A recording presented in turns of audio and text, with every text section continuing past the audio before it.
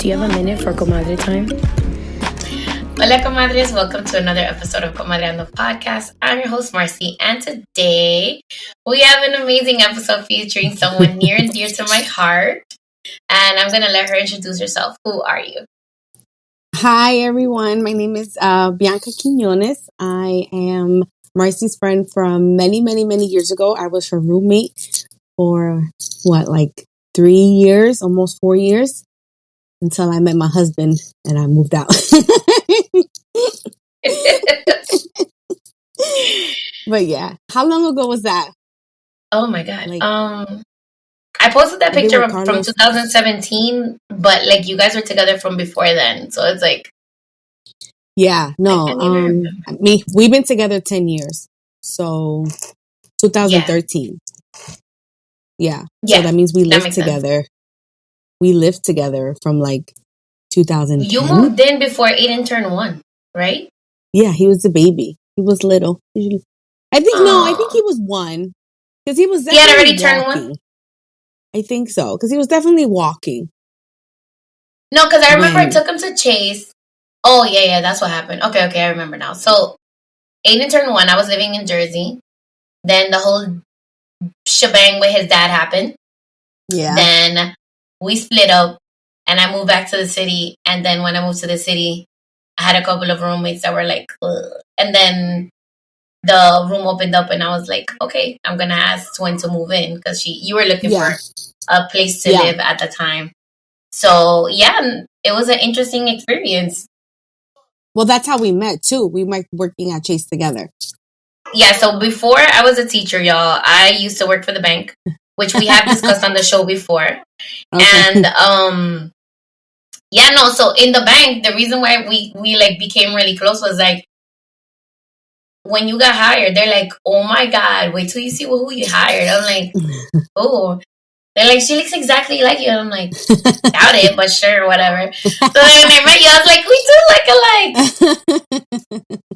So we became really good friends. Yeah, and then even though I'm like way older than you are, like we vibed on like the same. I just turned 36 on Friday.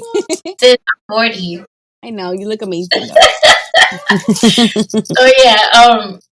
So we were like vibing on a completely different level. It was very interesting, and what I loved the most about you is that you loved Aidan like he was your own, which was and then you went through that whole process of me like getting him evaluated and like getting all the therapies here in the house too. So so what we're gonna talk about, Comadres, today is creating your village and the importance of having like genuine friendships that support you in your journey as a parent to a child with special needs.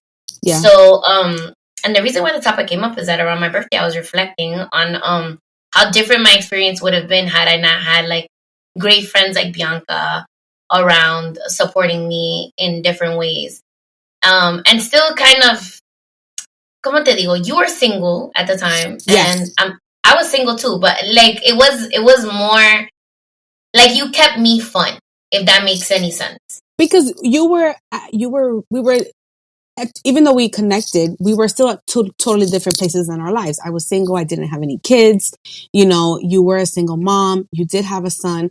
But I also felt like, I kept you fun, but you also showed me that you can be a hardworking mom. You can have a child that has special needs and you can still go to school. Because at one point you even went back to school. And you did it all. Like, I always felt like you were Superwoman because I was just working one job and I was exhausted. And I would help you from time to time whenever like something came up. But like, you did so much and I was just like, how's she doing all of this? And like, it's Friday. I think we need a glass of wine. And Aidan was always so good. Like, he would just sit on the couch between us and just like, let us do our thing. Like, oh my God. many nights of that. Yeah, and remember at that time his dad was actually picking him up and we would actually go party. Yes, we would go up and down Dykeman. Oh my God. Like the old. We would go. Yeah. So funny. Yeah, no, like we would go out together to Dykeman and like Aidan would sleep over his Papacitos, yeah. It's still there. we would go to like Dykeman and like hang out or whatever, and come back at like Mamba de la Noche, like stuff that I didn't really get to do in my 20s because I had Aidan when I was like 25. I didn't really get to like really have fun like that. So it was a very interesting dynamic, and then like having to parent hungover was like not fun at all. We would take turns. People know, especially when you have a kid like with special needs, like you have to be on like 24/7. I forgot who it was that she just had 2 babies, and we used to work together. She's actually Angie. She was a speech therapist that I had on the show, and she just had her second baby. And they went to a wedding together, her and her husband, and she came back the next day. She's like, "Oh God, having to parent like hungover is not fun at all." No. But yeah, no, it was crazy. It was a very interesting time, and the fact that you supported me and like as much as you could in different ways, even though you weren't a mom. I feel like you took ownership of a lot of things that you didn't really have to, but you decided like you wanted to. If that makes any sense. Yeah, I guess because essentially I moved in with you. It was your apartment. But it always felt like it was our home, like it never felt like I was like sectioned to be just in my room. It was like we were like a family, we are family, and since I felt so comfortable and embraced by that, how could I not help my friend whenever she needed help, especially like if she needed to do something and I wasn't doing anything. And Aidan was always like, he was always easy, like he never, I know that I can speak in Spanish. I can speak Spanish. Of course.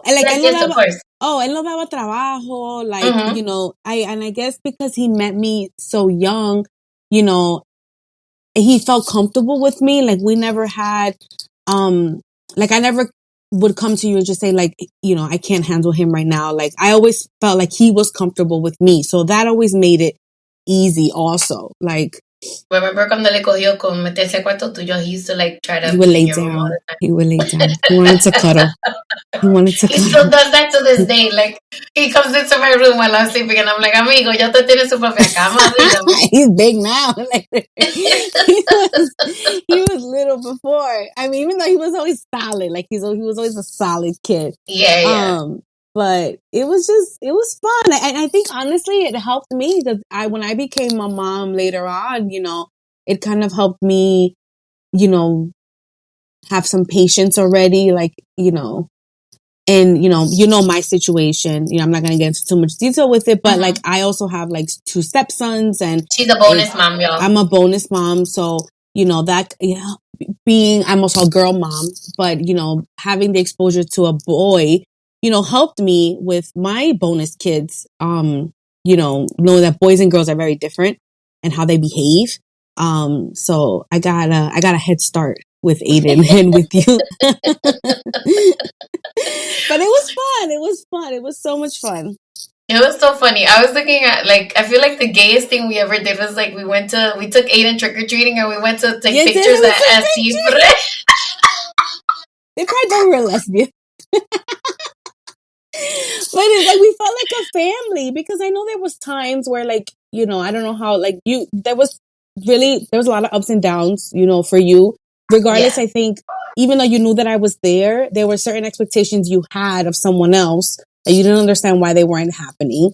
And they were just kind of like just in and out, and I think you struggled, like you knew you had a village, but there was, a part of you that was like, but he also has a dad, like, why are you not doing what you're supposed to be doing?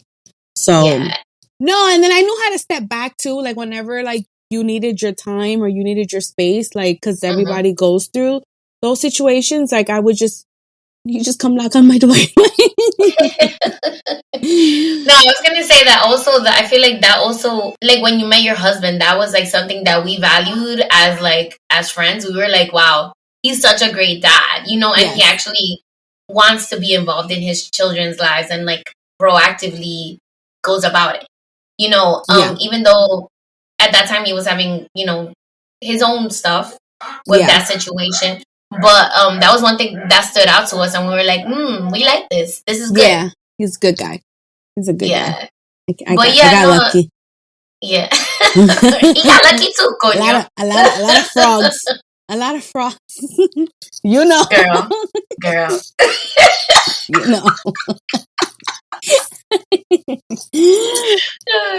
And the thing is, I feel, como te digo, just like going through all of that just makes you value the person that you're with more, you know, because when you meet that person that is the right one, and then you see that they're like an amazing dad, plus on top of that, they're like great with your own kid, you know what I'm saying? Like, that all contributes to something. Like, I hope that his dad has grown up, you know, and has become a better father to the children that he has now, which is 3 children.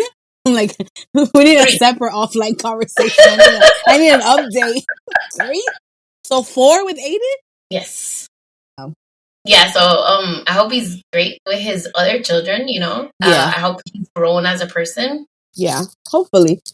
That's all I can really say. I don't really have anything else to say about that. But no, your husband is an amazing person, and I feel like when you guys met, it was very organic. Also, he lived with us for a little bit too, and he did. We were he was like bonus Theo. He's like, "What up, Aidan? How you doing?" Aidan's like loving Uncle Carlos.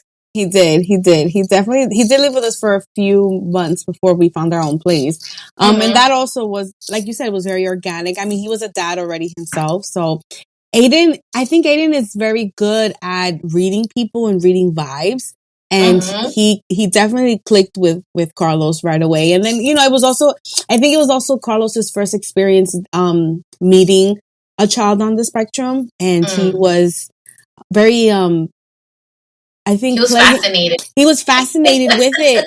It was fascinated with it. And then I think, you know, and I would always just speak so highly of you. I'm like, she changed her whole career for her son, essentially. You know, I mean, I think you always aspired to do more, but I think and I've always said this to you, what made you also an amazing mom, like you went out and you found, you know, you wanted the right answers. You wanted to learn. You wanted to make sure that you were providing, you know, I remember there was different therapists would come to meet Aidan, and if something didn't click, you would call. You always advocated for him. You always spoke up for him. And I know that might be weird for some people to hear, but you know, because you know my situation, that there are parents that are just not like that. You know, they don't speak up. They don't self-advocate. They don't learn. They don't have the patience. And I've always admired what you did, you know, for him, essentially, because you know, it was admirable. I admired you so much. I still admire you for it, you know? Oh, thanks, twin. No, keep going.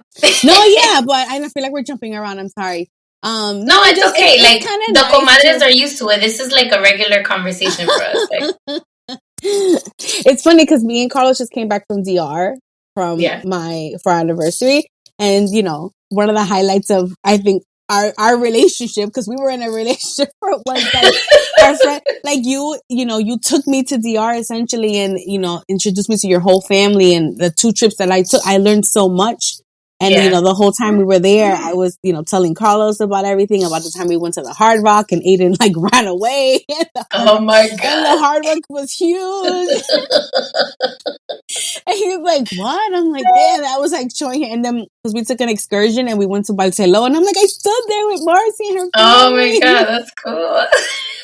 But I was like, and we took Aidan with us because, you know, we weren't not going to not have fun because she was a mom, you know, and we made the best of it. The whole family was there. We all took turns, and he was good, you know. The most intense thing was, I told the story. This was one of the first episodes that I did on the show. You remember? I think I talked about our experience at the church over there in La Iglesia de las Américas.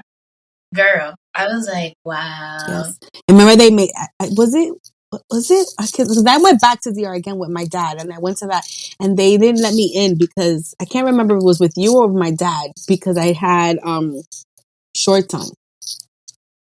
No, tú entrate. You went to go see La Virgen. You had a long dress on that day. Yeah. Because we all, when we went to the church, we made sure to wear skirts and cover up, a swim cover up. That's what we wore.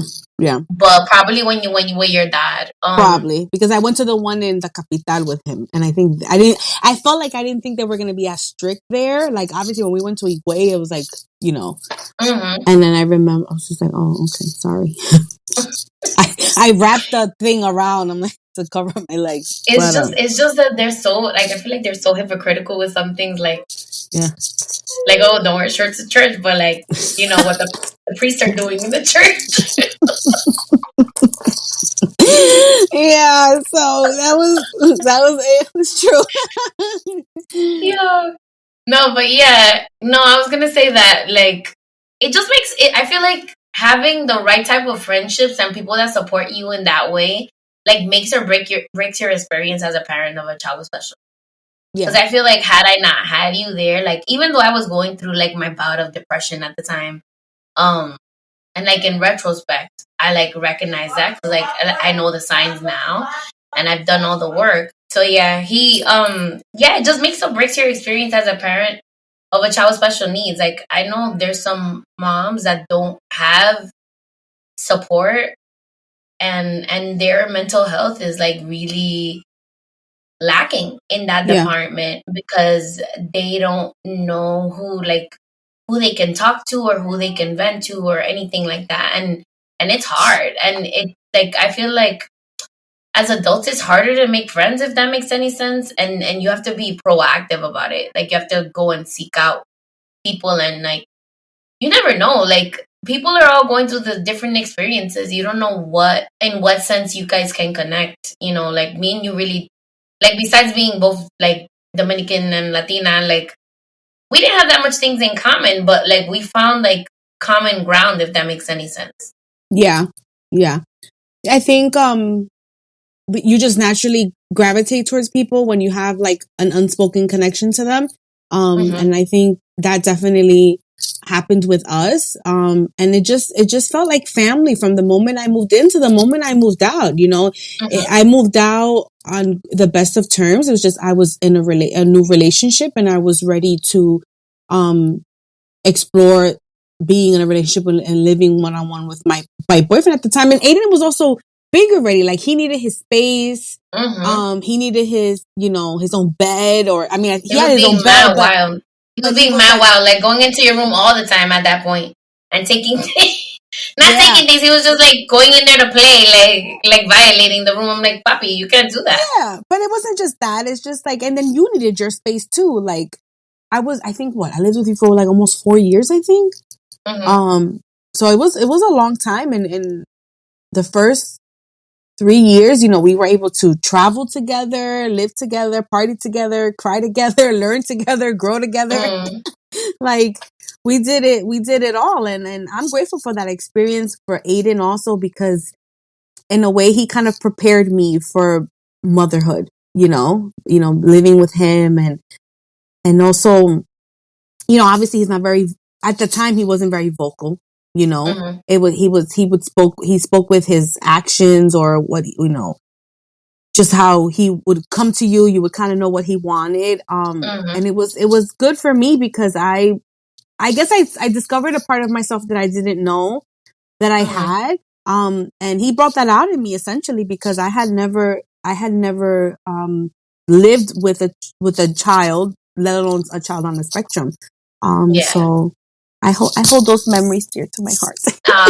No, and like you're naturally a nurturing person. Like I don't feel like maybe you recognize that about yourself before you were interacting with a kid on a daily basis, but like you're naturally nurturing. Yeah. That's just the person you are. Like when you love people, you like look out for them and like try to take care of them, and are there for them. Which is I feel like that's something that, because of the relationship that we had together, plus with Aidan, it was like highlighted more in yourself. And you, like, I feel like once you knew that your husband had children, you felt like you were capable of handling that situation.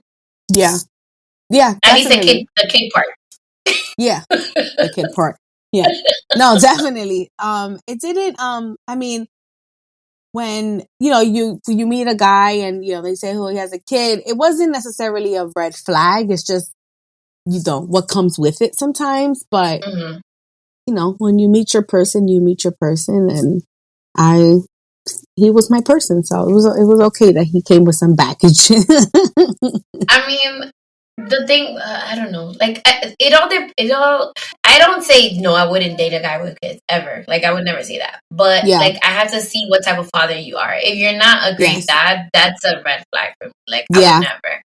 Yeah. If I would have met his dad, like let's say Aidan wasn't his kid, right? And I would have met his dad, and he had no relationship with his actual like firstborn child. You think I would have gotten a relationship with that man? No. Never. No. And I don't care what you say, because the thing is, like, people are always gonna like make themselves out to be the victim and like, you know, play it off like, oh, this person's crazy. Like, okay, there's people that are gonna say things, but you have to actually look at the person's actions and like what they're actually doing, whether or not that, like, you know, to cross reference what they're saying. Because I feel like a lot of people say a lot of things, but you have to have that discernment of actually paying attention to what that person is doing and seeing who they are as a person.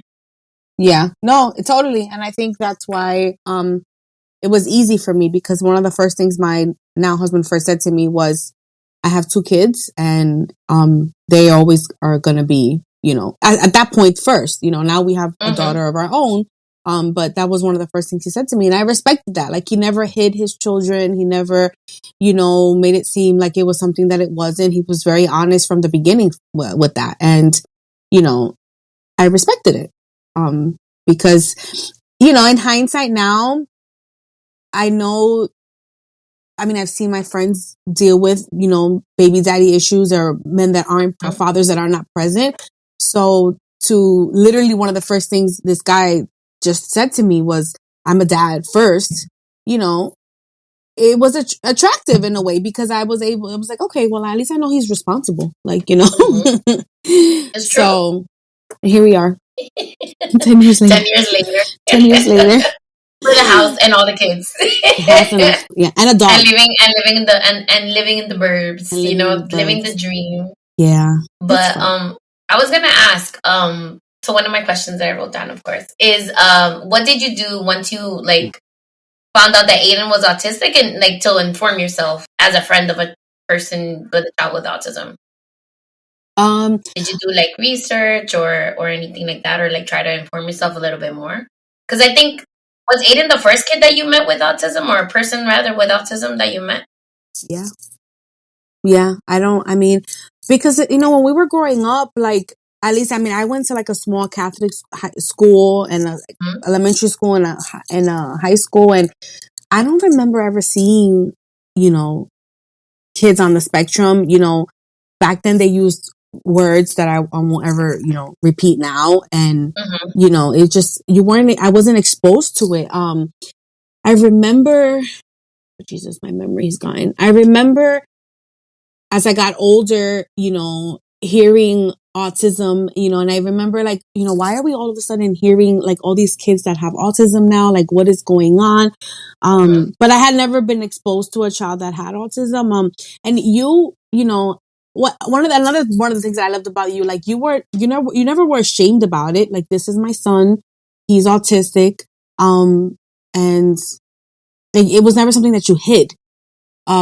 I don't know if some parents struggle, you know, with that. They think that it's shameful, you know. You know, a kid has, regardless of if he's on the spectrum or not, like, they have to be loved and cared for, you know. So for me, you were my teacher in a sense, and then I just, you know, and it was just, I'm an open-minded person, you know, and like you say, like I'm naturally, you know, giving, and I was, in a way, I was curious to see, I guess, essentially what the difference was, because I had nieces and nephews. So I have been around kids. They weren't on the spectrum, but, I can't tell you that I essentially did anything, but I kind of just always followed your lead, you know, because this was the very beginning, you know, when I lived with you. This was when Aidan was getting tutors, and I'm not tutors, when therapists were coming to visit. Like, this was the very, very beginning. I remember when you put him finally in school, like, that was hard for you. Like, you're like, who am I gonna trust? You know, I remember when you first got a babysitter, because you also wanted him to be exposed to different children, and, you know, you would really basically ask for a background check for these people, because, you know, this was your baby, and and I remember like you would say things like, he needs to be around other kids. Like, I know that you're willing to like pick him up or watch him for me, but I want him to be around, other kids like him essentially. So I just followed your lead because I felt like essentially you were kind of in the beginning stages yourself of figuring out which way to go with Aidan. Cause we're talking about him being young, like 1.5, 1.5, yeah. Like 2, like maybe 2, like not even 2 probably. Yeah, like I think you moved in. Did you move in like a December or was November? Or was it like shortly after his second birthday? I feel like was it after your birthday? I have a picture. No, because I have a picture of him in his carriage, and I think there's a picture of him and there's a cupcake in it and there's a number 2 in it. Ah, okay, yeah. So you moved in like shortly after we moved in. So I want to say that whole situation with like the roommates and stuff. Okay, wait. So wait, I'm gonna give the comadres a school. So first, after Aidan's dad left, my best friend's brother moved in with us, and very clean person. Like this dude used to have the house spotless. However, like there was some controversial stuff. Something happened, and he ended up moving out. Then after that, my brother's friend moved in, and he was like bringing women over all the time. And it was just like, it's like, you're 20. Like, I get it. I understand. But like, I didn't want certain things around my kid. Like, I didn't want him. I wasn't exposing him to that. So I was definitely not going to have him around like people like that. You know what I'm saying? So yeah, I had to ask them to leave. And then after that, I think that was like December. Yeah. And then after that, I asked, like you had just like gotten out of a situation where you needed to find somewhere to stay. And I was like, hey, I have an open room. Come move in with us. But yeah, no, it was like definitely like, I want to say, Aidan was like not even 2. He was about, probably. I think he was turning, or had just turned 2, or he was turning 2, but he was young.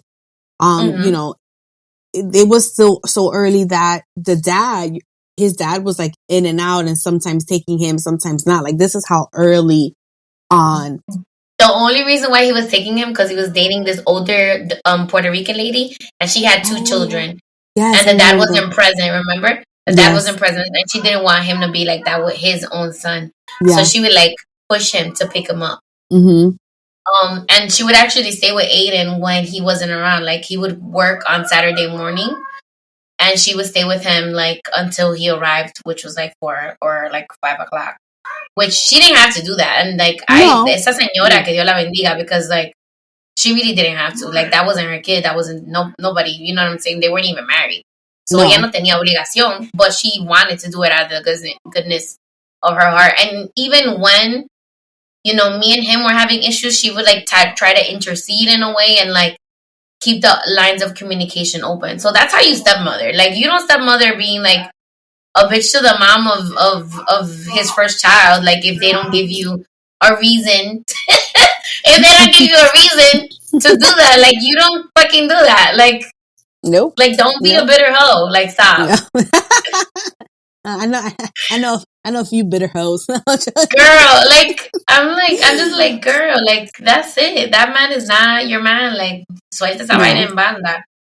Yeah, but not everybody thinks like that. But yeah, no, going back, this was really, really, really, really early on.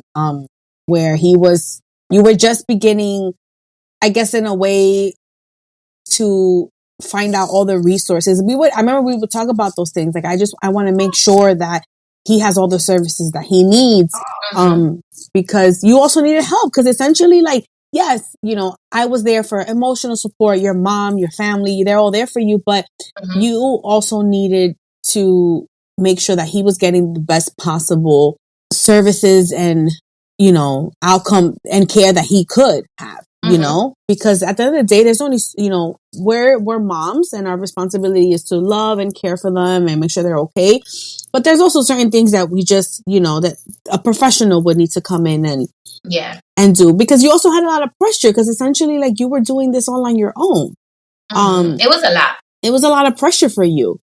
So, I think you handled it the best way you could have, and I was just basically there for emotional support.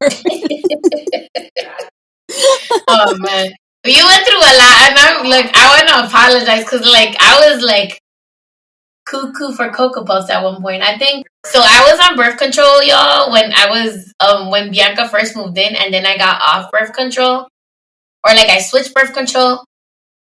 I was like a whole different person. I was like losing my shit. Yeah. And it was like I had the IUD in, and then it was like I guess expiring because like Aidan was like towards the end, like when you were moving out, like I was already supposed to take it out, and I guess I don't know what happened, but the hormones are going crazy, and I was like not well. Yeah. And she had to deal with all of that, and she was still gracious and being a good friend and understanding because oh my god, yeah, oh my goodness, it was crazy. No, but seriously, like that's how come I don't even take birth control now. Like I'm like, si pasa pasa, si no pasa no pasa. Like I'm not. You're right. Es que yo estoy haciendo con. Yeah. Yo estoy Yeah. sola. Yeah. I wasn't on birth control. I was on birth control for a while right after I had my daughter. And then I was on it for like a good 3 years, and then I started the pill again. And then I just didn't like the way the pill was making me feel. Mm-hmm. So then then I went and as per my OBGYN, then I was doing a pull and pray. That's exactly how she describes it. It was pull and pray. I was like, yeah, I guess. But it was okay. And then that's it.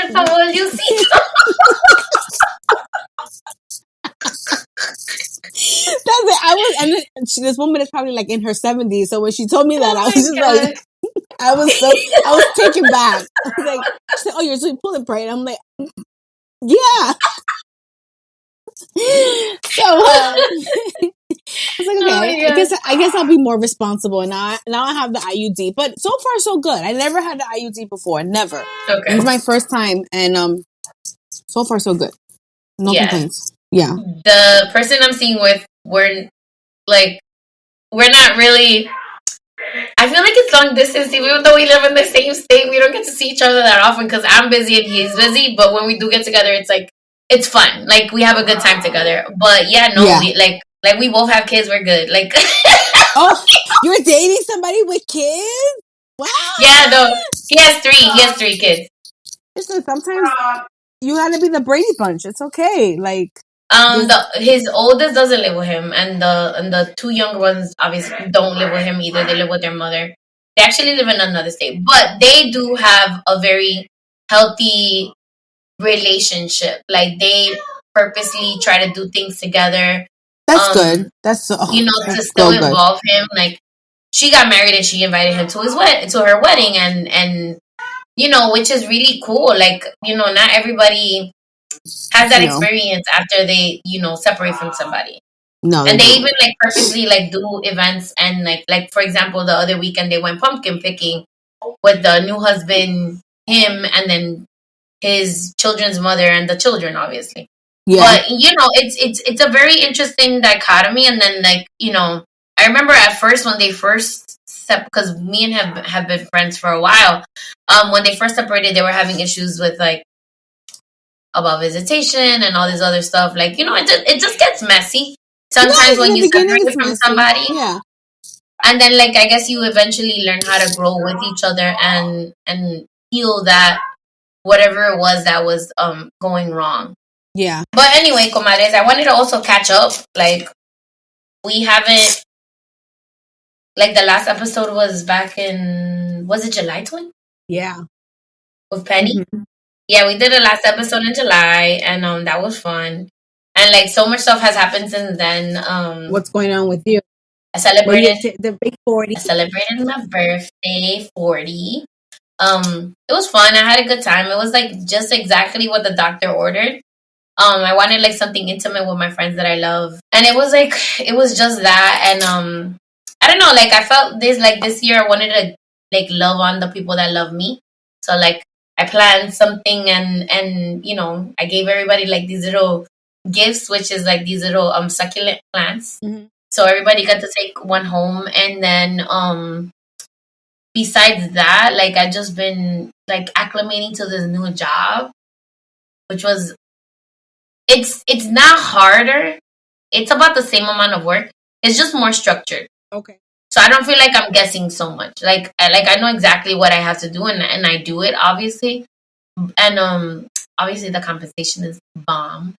And then also like the culture there at that school is very different from what I've been. So you're at a different school? Yeah, I'm at charter now. Okay. Oh yeah. Okay. I've heard good things. So like, schools. I think about even though I was like anti-charter, yeah, but no, because like there are some like charters that are like really, they treat their staff poorly, and like you're like basically like I don't know, like they just feel like you owe them, so like they treat you probably worse than the DOE. But no, this charter that I'm at is like really good, and they're culturally conscious. I've been able to do so much with my students that I don't know. I just feel like I have a love for teaching again. Not that I ever lost it. I always loved teaching. It's just I feel like the biggest turnoff of being an employee somewhere is the people that are leading you. Yes. So if the people that are leading you are not great, I feel like that fucks up the experience for everybody. Yeah. Yeah, I can definitely relate to that. I mean, I just recently got a new job, and you know, my experience at my previous job wasn't terrible, but you know, I feel like it was something I needed to change. And sometimes the leadership, when it's not, you know, the greatest. At the end of the day, especially for me, like I live in Connecticut, but I still commute to New York. So I have very long days. My commute is 4 hours, essentially 2 hours one way, 2 hours coming back. Then I gotta work 7 to 8 hours. Wait, do you take the train or do you drive? I take the train in because I take it into Grand Central because I work in Midtown. So you know it's just easier. So then on top of that, you don't want to go to a place where you go and you're like miserable with people. Miserable. Because you're spending more time with these people than your own family sometimes. So, you know, I've been at this new job since April, and I really like it. The leadership is a lot different. It's just a different culture, and yeah. Is it still banking or something else? It's still banking, but it's a different a different division. Yeah, so we used to work retail banking before, y'all. That was like working in like souped up McDonald's. No. Not even McDonald's. It was like a souped up car dealership where you're selling checking accounts. It was hard. I know. Working at the bank was hard. I left retail banking. I think maybe not soon after I moved out. Because I was no, because Penelope wasn't born until 2015. So yeah, no, I was probably in retail banking for another 4 years, and then I went into private banking in 2018. I've been private banking ever since. So I don't deal with the McDonald's the McDonald's version of things. Retail banking is crazy. Like the stress. No, and then like your stress was different. Like yours was like because you used to work behind the behind the window. Like you were working in operations and as a teller when you first started at the bank. Yeah. But it was just a lot. It was a lot of pressure and like all this stuff and coming in Saturdays. It was so ghetto. I was like, oh no, I haven't worked a Saturday in like 8 years. No, not only that, but like because you would get out early, but then like there was some Saturdays that they would make you come and like set up a whole new system and like you'd be there hasta la quimbamba la noche. No. What? I know. No, it's once I left teaching, like once I went into teaching, I was like, I'm only working Saturdays if I'm getting paid like extra. Like not that I'm being demanded to show up, like compensate me. Yeah, absolutely. You know, and that was another thing too. Like is family is important. Like eventually, not everybody is single and doesn't have kids. A lot of people, there's a lot of working moms now, right? So we also need to give them the opportunity to be able to work, and if they need to step away to pick up their child or leave early for an event, like we need to have a work-life balance. And I feel like I have that at I love that job. for you. Yeah, like I work 2 days from home, but also like if I need something, like I know I could text my boss and say, hey, I need to like work from home today. Like it's not like it's a better work-life balance for me, and I love that for you. Yeah. So I'm good. And I love I'm that. used to the commute already.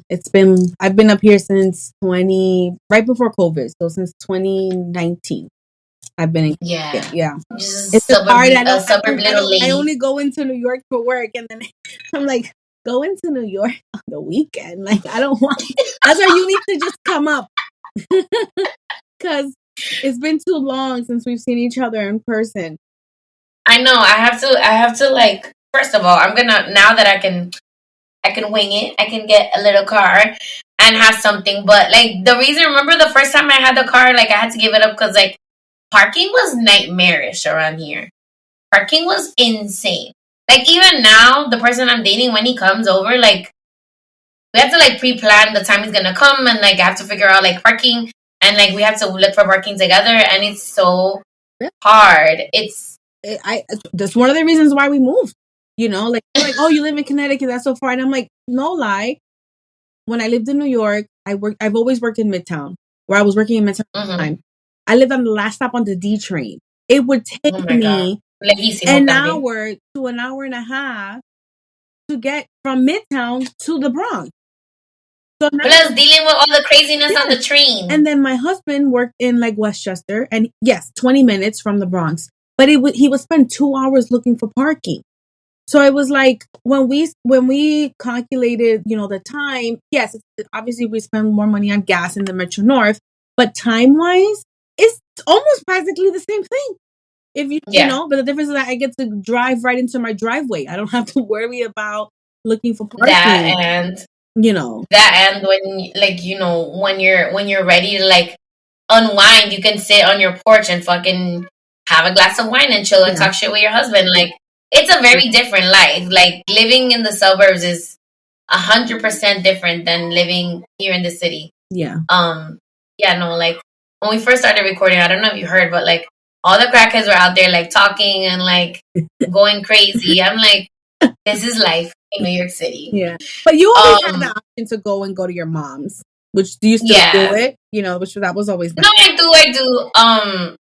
Yeah, no, it's just like it depends on my schedule. Like if I have a lot of things to do, I decided to stay here in the city. So this is one of those weekends, and yeah, I'm actually done decluttering with the consultant. Like we finished everything. Videos.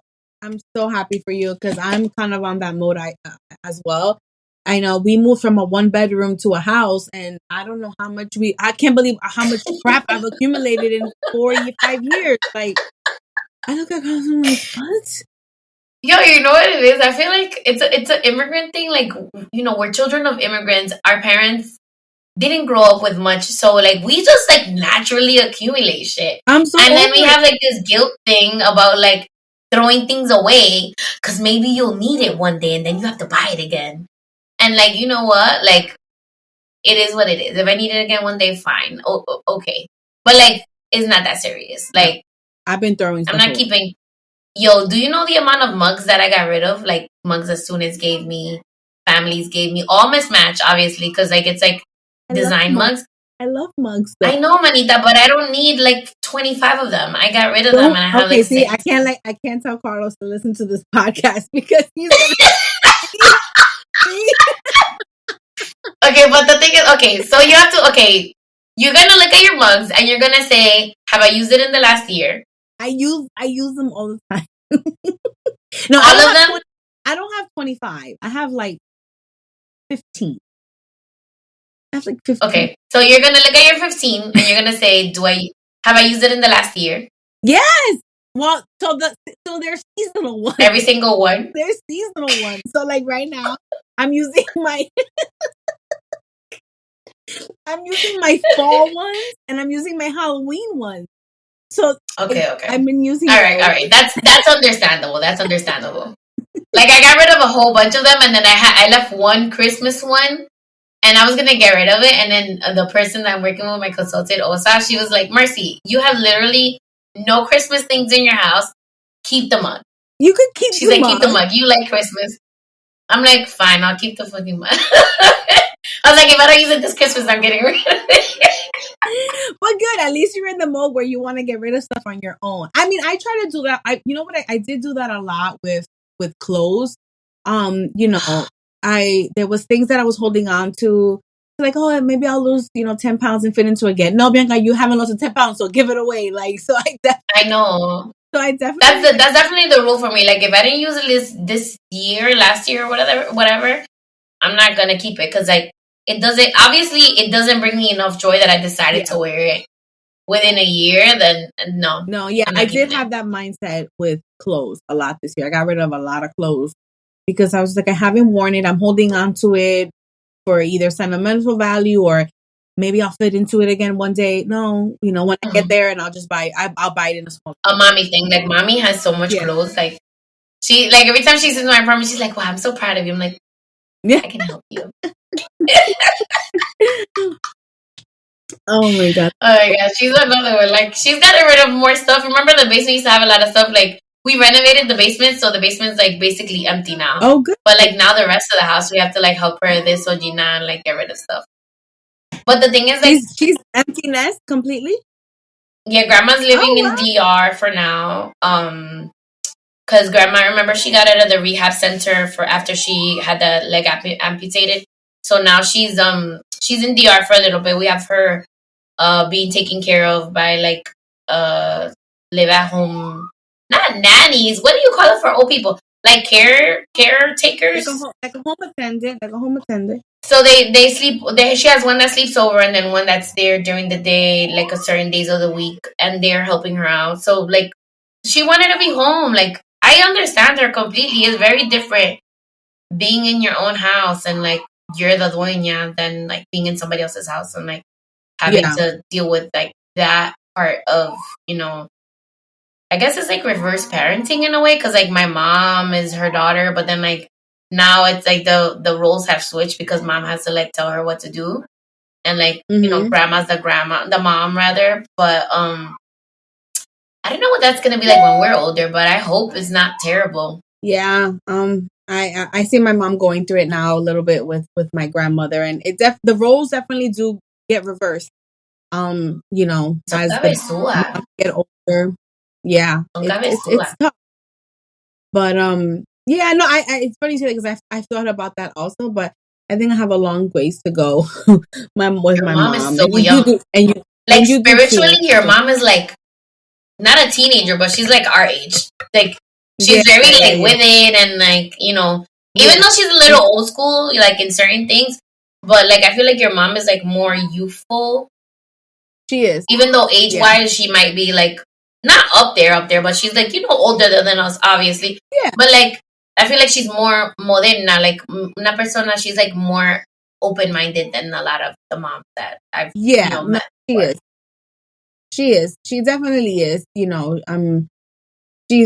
She's more open to conversations and different. I mean, she tells me all the time, like with all the she sees that the stuff that I go through with the kids, and even like just the way the school system, how the way they teach now, and everything's on the Chromebook, and Wait, the kids in Connecticut are still like using technology to learn? They use Chromebooks all day. Yeah, that's what they use. We have them, but we're like literally like teaching like pencil and papers in the. Penelope is more. She's in third grade, so they do the whiteboard, and they have the sheets and stuff. So she is more. But my older ones, they don't know what a textbook is. Like, really? Like even my brother, like Eric comes over sometimes and he'll look at what tell the boy, like, show me your homework, and he's just like, everything's on the Chromebook. Everything is on the Chromebook, and I'm just like so over it because I guess these kids don't. I guess in one sense, like, it's good because the kids don't they don't have the excuse like, oh, I forgot my homework at home. Like, okay, it's on your Chromebook, it's in your Google account, like you have access to it. But then again, like the kids are losing esa destreza, what's it called, like that ability of being able to like research things and like look things up like manually or like figure things out. Monologue, like analog. You know what I'm saying? Is like, shut up, the kids don't know nothing. All they know is Google. Like, huh? All they know is Google. No, all they know is Google. All they know is Google. I'm like, wasn't it Britannica that we had? Like 50-something books, like. No, because I feel like the little Chromebook. every letter had 2 books, right? That what? Every letter had 2 books. Like, so like there was like A, and then there was B and B, and then my friend's mom, like, they had money. I don't know how she paid for it, because like I don't remember her mom having like a legit, like, not, she had a legit job, obviously. She worked in a factory. But she was a factory worker, and she was able to afford like the Encyclopedia Britannica. My mom wasn't able to afford it. So when I had to do research, I used to have to go next door and be like, hey, can I borrow letter whatever until I finish my research? I remember that. Yeah. No, they put a little Chromebook in their book bag and they go to school, and I'm just like. And then that was fucked. Yeah. Remember when they used to ask for like multiple sources, so you had to go to a library and take shit out? Oh my God. What I will tell you because this happens, because everything's online, the teachers are good at catching them if they're like straight copying and pasting. Because they've been called out on that before. And I tell them all the time, I'm like, I understand you're going back and forth and using Google and Wikipedia, but you need to make those your own words. Yeah. Like, you can't just copy and paste the things that you find. That's crazy. So the teachers are good at calling them out on like, this doesn't sound like you. And like AI, like, there's a lot of people that I know that are using like AI for like so much different shit. And I think even the kids are using it for like writing essays and like dissertations and like their papers for grad school. I'm like, dude, like, how is that helping you? Well, ask me what Aidan wants to be, like what he wants to be when he grows up. My Aidan, because my middle bonus name is Aidan. So ask me what he wants to be when he grows up. And what? What does he want to be? A coder. Well, that's a great. You know how much money this dude is gonna make?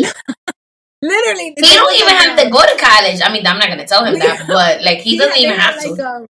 No, I know he had like the career day thing. Yeah. And I was like, Aidan, so what do you want me to be? I'm like, I got put on to be a veterinarian costume because she wants to be a veterinarian. He said, a coder. I'm like, a coder? He said, yeah, future coder. So I went on Amazon and I found a t-shirt that said future coder. And the good thing about that is like it's a lot of binary, and like what he really needs to understand is like, remember like in high school we learned about if then statements and stuff like that, like if this happened then this happens, like very like cause and effect. Like if he understands that, then he's gonna be great. Yeah. And then Carlos likes it too, but he's also into more like designing, like web designing, like building websites and stuff like that. That's what he's learning in his school. Yeah, they're good. I love that. I love that they're like into tech. Like they're gonna make hella money. They are. Because that's always gonna be around. Like I don't think AI is gonna be able to take over like creating a website like that. Like yeah, they can probably get there, right? But then AI is not gonna have the same input that a person is gonna have, honestly. Yeah, we still need human beings to work. like we still need that. But yeah, they're good in that aspect, because I'm just sometimes they come and they tell me about these projects that they're working on. I'm like, good. Like he's like, oh, this is so hard, right? And I'm like, yeah, it is. Like, yeah, very hard. Yeah, what are you talking about? As long as you're happy, that's all I care about. Like, and Penelope is gonna be a pop star / veterinarian / gymnast. I can see that for her. I can totally see that. She's like, oh, all right, Comadre. So if you guys ever get to meet Penelope, she's like the sassiest, most like smart, just genuine, like smiley little girl I've ever met in my life. I love her so much. Like, yeah, she's so good. I have pictures of her. I got like reminders of pictures of her when like she was like when you brought her here. After you had given birth, she's like the little face. I don't have she's 8 now. Girl, she's grown. She's grown. Yeah, I can't. They're all big. Aidan, all big. Aidan's 12. Carlos is 15, and she's 8. This dude is 14. I'm about to be 15 in November. Exactly. What? Yes. See, that makes me like, even like it's different. Like obviously your own kids are your kids, but like with Aidan, like I remember like changing his diaper. Yeah. Like what? And he's so tall. Girl, we were getting ready for school the other day. What was it on Friday? Friday. And he's there brushing his teeth, and I'm like, well, coaching him because I don't do it for him anymore. So I'm like, okay, don't forget to brush the back, whatever. And as he's brushing his teeth, he's like, yeah, it's getting cold. I'm like, yeah. He's like, oh, what season is it? I'm like, it's not fall yet, actually. It's going to be fall October 21st next week. He's like, oh, yeah. Like we had like a conversation, like a like legit conversation, like an adult would have with another adult, which was like I was like, wow, like how far we've come from like barely responding to your questions that you had to like get on his level and like get like eye contact before he actually like acknowledged you to now. You. Yeah. It's crazy. Like it's been a really long He's journey. come a long way. Yeah. When I see the videos and the pictures you post of him, and I have so many pictures of him when he was a baby, just to see how and it's beautiful, and it's all credit to you, girl. You did a great job. You still are. Thank you, babe. One of the best experiences of my life was living with you guys. I learned a lot. I love you, man. Thank you so much. Love you too. So, comadres, we're going to leave the show here where it is. If you have any questions for us, or if you need any tips about how to be a better friend or how to show up for your mom friend or dad friend that has a child with on the spectrum, let us know. Send us a Comadre-Gram via email at Marcy@comadreandopod.com or slide up into my DMs. Twin, if you want to drop your handle, you can. If you don't, that's cool too. I'm not like an influencer. I'm in the behind the sidelines. Your family knows who I am. Oh yeah, so if you have any questions for Bianca, let us know. And that's pretty much it. Please remember to visit our website, which is www.comadreandopod.com to sign up to our latest blog post, check out new merch, and find out about new happenings and events for the show. Thank you for spending time with your comadres. Good night, everyone. Bye. Bye. Do you have a minute for comadre time?